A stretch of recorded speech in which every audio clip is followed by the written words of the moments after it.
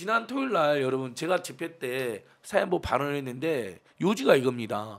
아니 스픽스 TV나 열린 일요신문에 나오는 청공 관련 특종들, 그다음에 뉴스버스가 계속 터뜨리고 있는 이 고발 사주 관련해서 진술 조작, 그다음에 컴퓨터 25대를 10일 만에 폼에다가 초기화해서 증거를 다 지운 이 중대 범죄가 다 사실로 드러났잖아요. 그것도 재판 과정에서 드러난 거잖아요.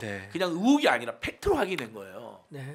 근데 대다수 언론이 보도도 안 하고 그래서 집회 발언에 그게 잡힌 거예요. 스픽스, 일요신문, 그다음에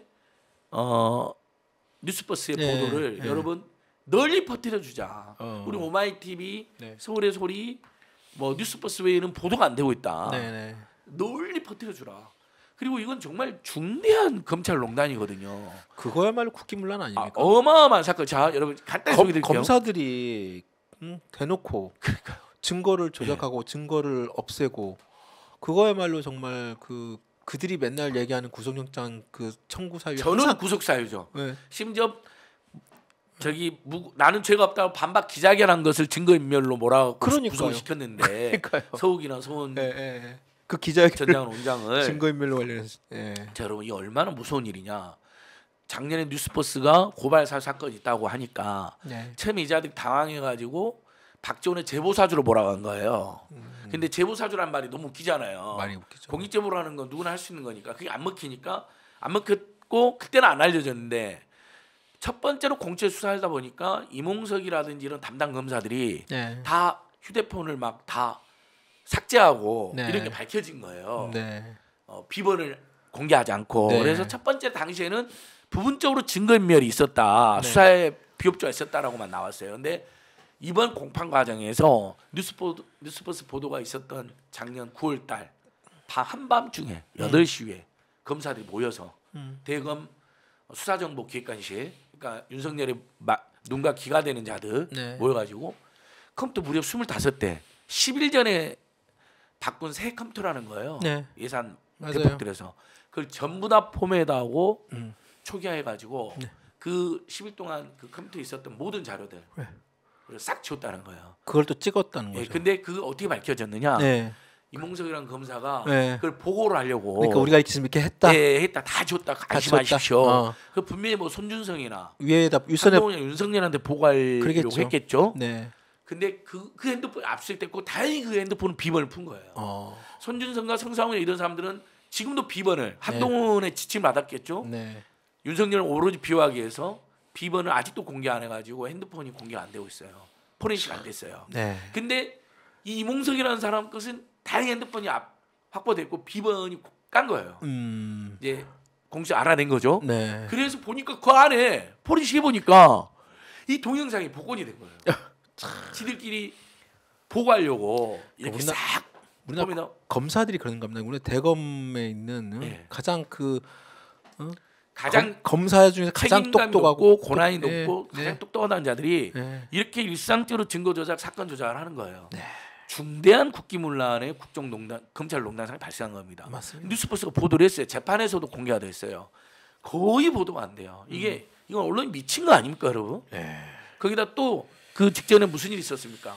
검찰 수사에 또 나와서 손준성이 고발장을 작성해서 김웅한테 주고 김웅이 조성원한테 줘갖고 제보 고발을 바탕하고 내가 고발하면 윤석열이 하는 것이 되니까 네가 해라. 이런 게 고발 사주의 핵심이잖아요.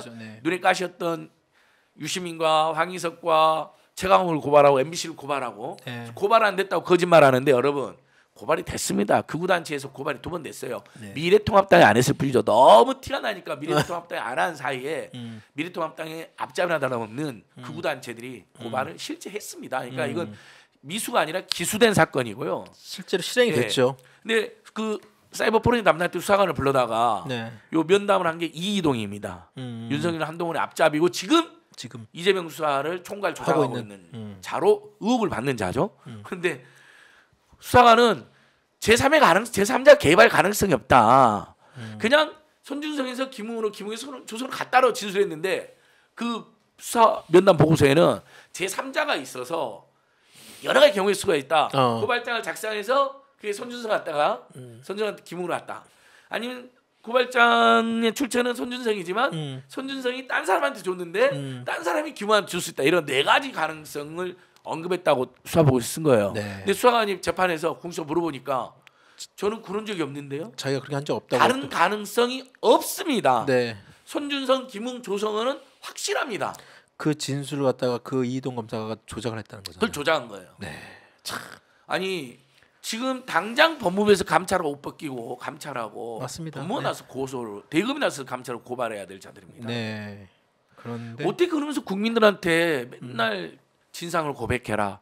핸드폰 비번을 협조해 주세요. 그러니까 저도 수사 많이 받아 맨날 제 핸드폰 뺏어갖고 비번 알려달라 그러거든요. 근데 한동훈도 지금 비번 안 깠죠 아직도. 아니 요즘 이것들은 오히려 요즘에 이번에 그 참사 관련자들도 핸드폰을 갖다가 특정 그 지금 뭐 예. 그걸로 바꾼다는 거 아니에요? 용산구청장도 다 바꿨다면서요. 네, 핸드폰을 갖다가 지우고. 삼성 거에서 이쪽으로 바꾸고 다른 걸로 바꾸고 아이폰으로만 바꾸고. 그걸 바꿔서 이제 그거 이제 비밀번호 안 주고. 한동훈 이자 때문에 네. 전 국민이 그러니까 정말 중대 범죄자들이 다 한동훈 선례를 따르면서 다 그렇게 됩니다. 네. 법무부 장관도 이렇게 하고 있고 지금 아까 말한 수사검사들도 다 이런 국정농단 국기 문란급의 검찰농단 젖은 검사들도 다 핸드폰 비번을 협조를 안 해주는데 왜 나한테 협조해달라냐 이렇게 돼버린 거예요. 수사의 기관과 원칙이 완전히 무너진 겁니다. 그러니까 이건 한동훈이는 만약에 그걸 내 권리다라고 주장하려면 법무부 장관을 그만둬야 되는 거예요. 중대한 이해충돌이 발생하는 거예요. 맞습니다. 네. 아니 수사행정의 최고 책임자가 수사에 협조를 안 해줘. 그리고 독직폭행으로 동료 검찰을 고소를 해. 네. 그래서 대법원이 무혐의가 됐어. 무죄가 됐어. 무죄가 판결났죠. 둘 다 이해충돌이잖아요. 네. 수사행정의 책임자가 해서는 안 될 짓이잖아요. 그럼 누가 수사 협조를 합니까? 그럼 수사관들이 막 이렇게 뭔가 수사해달라고 적극이 나오면 다 독직폭행을 고소하고 비번 절대 알려주지 말라는 교과서를 행정하니까 정말 나쁜 의미의 교과서를. 네 맞습니다. 저 참 하여튼 이번 그 고발 사주 관련된 진술 조작 뭐 증거 조작 이와 관련된 그 검사들 지금 고위공직자 수사처에서 이제 수사를 한다고 하는데요. 제대로 했으면 좋겠습니다. 제대로 해야 돼. 네. 더 여러분 속상하고 열받는 것은 이자들이 전원 대부분 영전했다는 겁니다. 맞아요. 그 사건에 연루된 중대 범법자들이 전부 다 승진하거나 영전했고 지금 현재 윤석열 한동훈의 앞잡이 노릇을 하면서 이재명을 이잡듯이 문재인 대통령 이잡듯이 수사하는 자들이라는 거예요. 저는 그래서 이번에 엊그제 그 민주당에서 16명의 그 검사 실명과 사진을 공개한 거 가지고 지금 보수 언론과 쪽 국민의힘에서 엄청나게 조중동이 똑같이 떠들거든요. 네. 엄청나게 지금 그 반발하고 있는데요. 저는 지금 그 160명 정도가 지금 투입돼서 하고 있다면서요. 네. 그 중에서 핵심 간부들만 나온 건데. 네, 핵심 간부 16명 정도만 한 건데. 아니 그게 왜 문제일까요? 그러니까요. 제가 저는 이야기 드릴게요. 오늘. 네, 그것도 좀 정리해 주십시오. 여러분, 공무원은요. 우리가 하급 공무원 주민센터 가도 이름 다 적어져 있고 업무 적어져 있고 심지어는 명찰도 차고 경기도 같은 경우는 이재명 지사가 아예 명찰도 차서 누구나 연락하게. 심지어 공무원이 아닌 당직자들한테도 자 번호 홈페이지라든지 명찰도 차고 번호도 다 공개해서 누구나 홈페이지 오면 당원으로서 국민으로서 그 당에 물어보고 싶은 게 있다. 뭐 인권 문제가 있으면 인권국에 누구, 노동 문제가 있으면 노동부에 누구 이게 다 공개를 한 거잖아. 네. 그것은 그 업무의 책임성과 투명성, 공정성, 그다음에 시민들의 편의성을 다 모두 고려한 조치잖아요. 그게 공직자로서 당연한 거 아닙니까? 그러니까 또 책임성까지 강조하려고. 네. 근데 대한민국에서 가장 기억이 안 돼 있고 어마어마한 권한을 행사하면서 가장 기억이 안 되는 집단이 누구입니까? 그리고 폐쇄적이죠. 예, 또 가장 폐쇄적이면서. 네. 그런데 검사 동일체이 뭐냐면서 윤석열 한동훈 완전 장악돼갖고 나쁜 짓은 검찰총장 시절에도 있고 지금도 온갖 조작 범죄를 다 연루돼 있는 자들이 이 정치 검찰들인데 그래서 엄청난 지금 사주물을 일으키고 있는데 본인들 이름은 공개하면 안 된다? 정말. 근데 검사들 이름은요 모든 기소 의견 기소 공소장이든 또는 다 들어 있습니다. 네. 또는 불기소 처분 이유서든 다 들어 있습니다. 네. 그러니까 이미 공개된 정보예요. 비공개된 정보도 아니에요.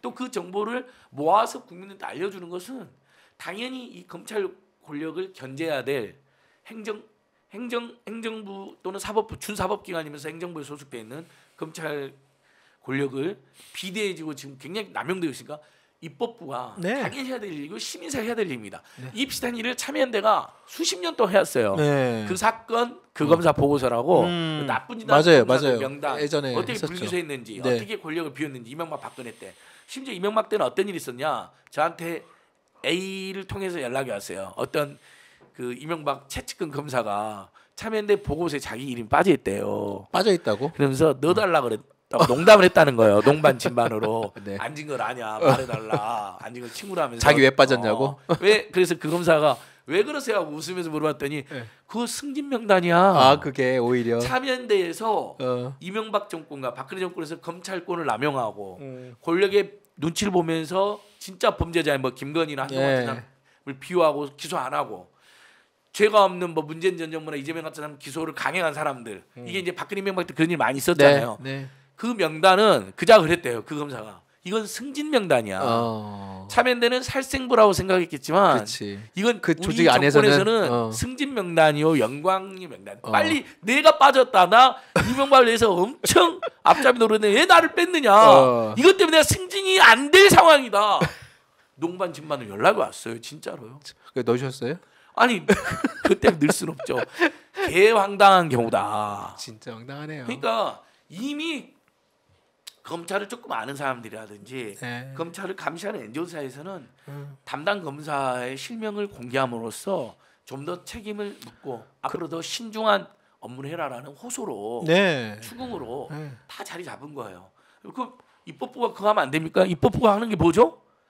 민주주의 원칙, 견제와 균형으로서 그럼요. 행정부와 사법부를 견제라는 거잖아요. 감시하는 거죠. 밸런스. 아니 국민을 대표해서 들어간 의원들 입법 기관이잖아요. 그리고 검사들이 그냥 일반 공무원이니까 사실 일반 공무원과 차원이 다르지 않습니까? 전 대통령도 감옥에 보내고 그러니까요. 전직 대통령도 죽게 만드는 최고의 권력자이고 그것을 최악으로 남용하는 자들이라면 16명이 뭡니까? 그러니까요. 이재명 수사, 민정수사에 투입된 160명 명단을 다 공개해도 모자란 겁니다. 네. 국민들이 알아야죠. 그것 좀 공개했다고 무슨 좌표 찍기? 검사 좌표 찍어도요 무서워서 가서 항의도 못합니다. 맞습니다. 개인 정보 핸드폰 번호 공개도 안 돼 있어요. 네. 그다음에 다 업무폰 써요. 맞아요. 공개해봐야. 그다음에 사무실 번호, 사무실 전화하면 검사 바꿔주도 않아요. 바꿔주지 않죠. 여직원 남수사관이 그냥 받아요. 아유 검사 팁을 안 만나게 받아줘요. 검사 만나 하늘 별따기입니다. 정말로. 그러니까요. 정말 중범죄자를 만나. 기자들도 안 만나주고요. 그리고 기자들도 자기들이 친한 사람들 만나잖아요. 그렇죠. 친한 사람 만나고 그리고 또 철저하게 또 임명을 요구합니다. 검찰 관계자라는 그런 거 숨어서 자신들이 하고 싶은 방향, 수사 방향으로 이끄는 여론을 이끌거나 여론의 동향을 살피는 차원에서 이렇게 던지는 그런 어떻게 보면 학습이죠. 그런 것들이 계속 오랫동안 내려왔던 그런 학습이 있었던 것이고 지금도 여전히 있고 최근 계속 피의사실 공표, 피의사실이 계속 흘러나오는 이유, 흘러나오는 것들도 다 그런 차원이 나오는 거거든요. 그래서 조중동이 일제히 공격했잖아요. 그러니까 사람들이 조중동은 그 다음에 이걸 이렇게 하더라고요. 조중동은 중앙일보 중자를 써서 중대한, 조선일보 조를 써서 조작, 동아일보 동을 써서 동지. 조중동이 한꺼번에 떠드는 것은 중대한 조작 동지다. 중대한 조작 동지다. 그거 또 어떤 분이 잘 만드셨네요. 아니 똑같은 논제로 공격을 하니까 기다렸다는 듯이. 그러니까 여러분 그 좌표 찍기라는 건 말이 안 됩니다. 이 정치 검찰이야말로 또 검찰 올리면 가장 국민들에게 감시받아야 되고 많은 비판을 받아야 됩니다. 맞습니다. 실제 지금까지 역사적으로 그런 사례가 너무 많지 않았습니까? 옛날에는 안기부하고 경찰한테 꼼짝도 못한 자들이 민주주의의 성과물로 안기부가 국정이 되고 국내 정치 개입 못하게 하고 문재인 정부에서 계속 고난이 축소되고 경찰이 민주화되고 경찰위원회가 설치되고 일선 경찰들이 경찰협의회도 만들어서 이렇게 이제 경찰관 직장협의회도 만들어서 또 경찰관의 경찰 노조는 없지만 직원 노조 같은 것도 있고 그래서 경찰 아주 민주화됐잖아요. 예전에 비해서 많이 민주화됐죠. 그래서 고난이 많이 축소됐잖아요. 그 틈에 지금 검찰이니까 민주주의의 성과로 국민들이 고난 남용하지 말아라 안기부나 경찰 그 성과로 그러니까 국민 때문에 고난이 비대해진 거거든요. 그렇죠. 근데 그것을 배은망덕하게 국민을 죽이는데 국민을 기망하고 여전히 지들이 원하는 권력에 충성하는 데만 검찰권 남용하고 있는 자들입니다. 맞습니다. 1000번, 10,000번 공개해도 모자람이 없습니다. 네, 알겠습니다. 좀 더 두고 보시죠. 뭐 분명히 또 더 이번 건은 계속 더 나올 것 같고요. 예. 네.